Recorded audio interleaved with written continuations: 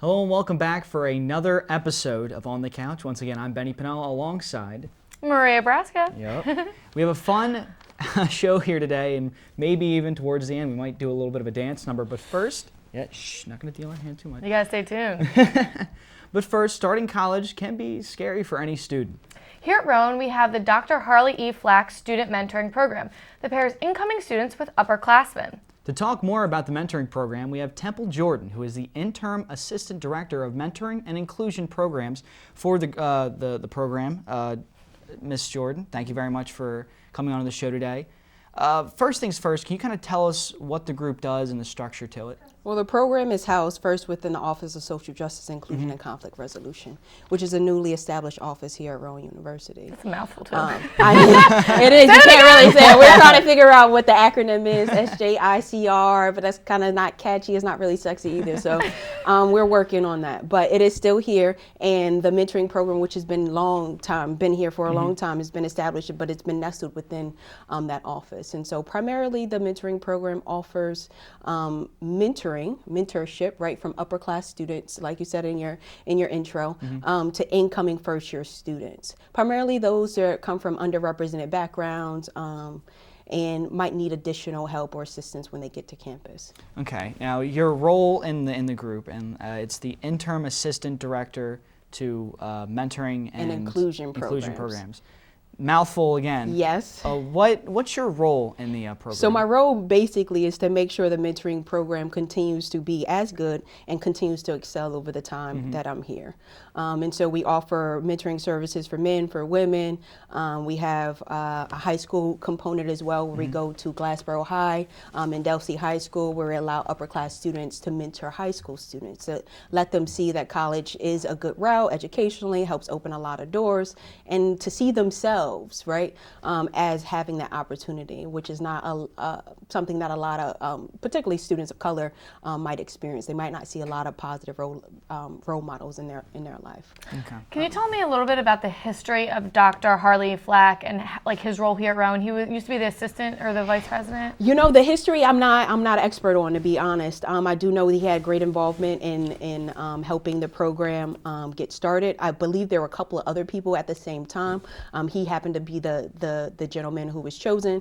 I'm not sure how that process worked back in the day, but I do know that it started as a male mentoring program, specifically for Black and Latino male students coming to college, and then it started to expand. You had a UGMA, which is the female component, and then you have mentoring ambassadors, which is the high school component. So now, how long has this? It's been around since '92, I think, right? Yes, for it's been quite a some while. time. Yeah, so it's you know, a lot of people have a lot of they have a lot of involvement and investment in it, because some people, you know, a lot of staff members have been at Rowan for a long time, so they've seen it sort of grow and evolve over the course of the time, and they have their own stake on how they want to see the program managed, right? And so you gotta be able to negotiate those things. The personal interest they have, the continued involvement you wanna pay respect to, but you also wanna evolve. You know, students are different, times are changing, environments and conditions by which students are entering college conditions are changing. And so with that, you have to go and you kind of move, and you hope to take them with you, even if that one thing that they had, you know, and they did it every year, now looks different. Maybe you reface it a bit, but overall, we try to keep everybody who's interested, who's involved. We want a program where there are high expectations and high put out for our students, so our mentees get the experience that they need. And like you said in the beginning, coming to college, regardless of who you are, it's difficult, it's challenging, it's scary. Do I get rid of who I was in high school and become somebody completely new? Will people like me? Like, I wear all black, like whatever the case. Well, I'm wearing all black mostly today, but depending on who you are, you might feel like you're not gonna find a ability to connect with somebody. And so we wanna make sure that students are graduating who are part of the program, they're academically sound. So we have an academic requirement within our program for our peer mentors. We don't want peer mentors who aren't academically solid to becoming and trying to help somebody else, right? So speaking of that, what are the requirements to get involved and get help and to work with your program? Okay, so we're actually recruiting right now, and our applications are due by March 1st. But some of the basic requirements, you have to have a 2.5 minimum GPA. For me, personally, that's low.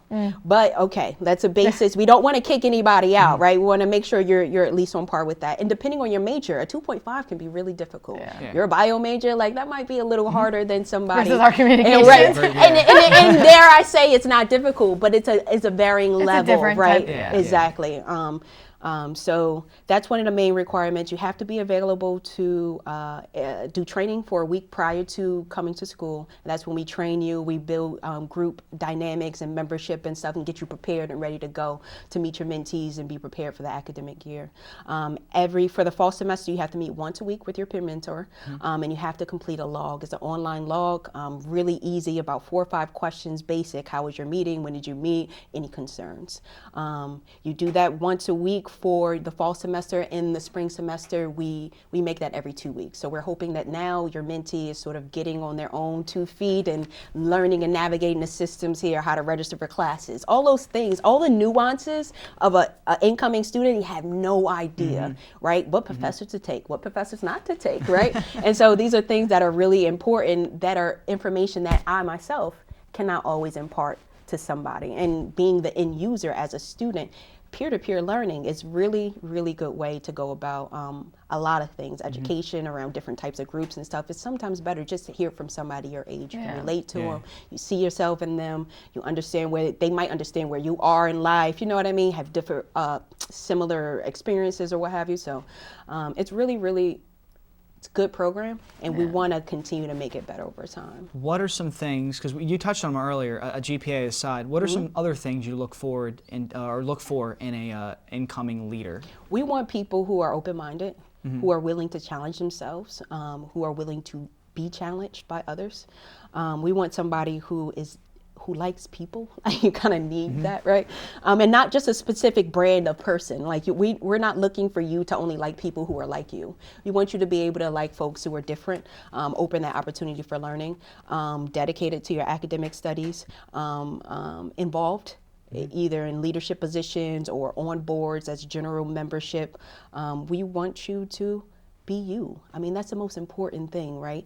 To ensure that you're not just whatever your name is in this major from this town. Like, what do you like? What do you don't like? How do you perceive the world? How do you think other people perceive you? And so we're really trying to develop skills that go beyond, getting a grade or a piece of paper, right? And so no offense to the academic side of the house, because those things are important as well. But we're really about the person. And we want the social experience. We feel like if you connect with a college institution anywhere, regardless of where you are, you connect better, you do more, you're more involved, you're more engaged, and it leads to better outcomes for you in the long term.